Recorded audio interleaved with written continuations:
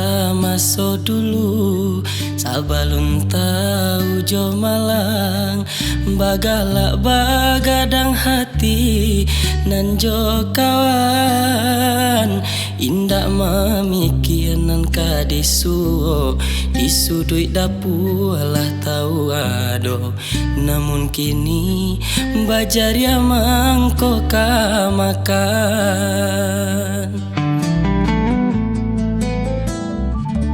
samanjak baran swagadang taraso barek nyurintang jalan babatu langkah batapa ayam dulu takui bakawan mande nan baga di bimbingan ayah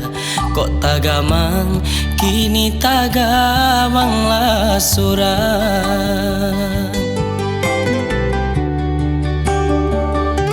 samakin rumit taraso jalanan kadenai tampu abaluluh tangin de oi jatuh ka dalam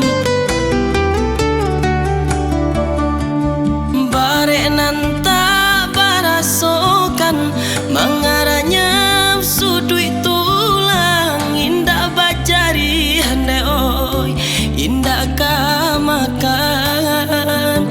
pitinan sari di badan upanan senjang jo parasayan indah ka diupe malangnya nasib diri banang nan salah ipaike lapu ajo apo ka di kabe bare ijo ringan ala rintangnya badan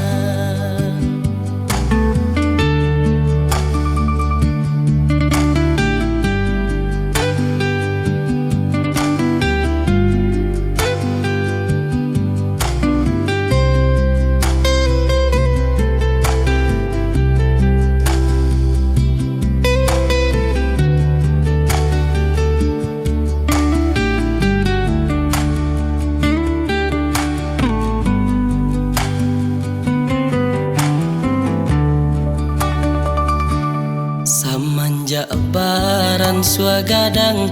taraso barek nyorintang jalan babatu langkah batapa ayam dulu takui bakawan mande dan baga di bimbingan ayah kok tagamang kini tagamang lah surang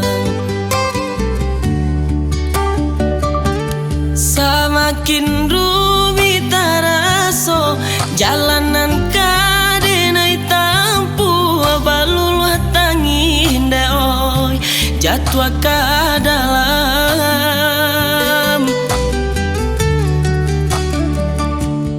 bare nan tak barasokan mengaranya sudui tulang indah bajari hande oi indah ka makan pitinan sari di badan upanan senjang jo parasayan indah ka diupe malangnya nasib diri banang nan salah ipaike lapu ajo apo ka di kabe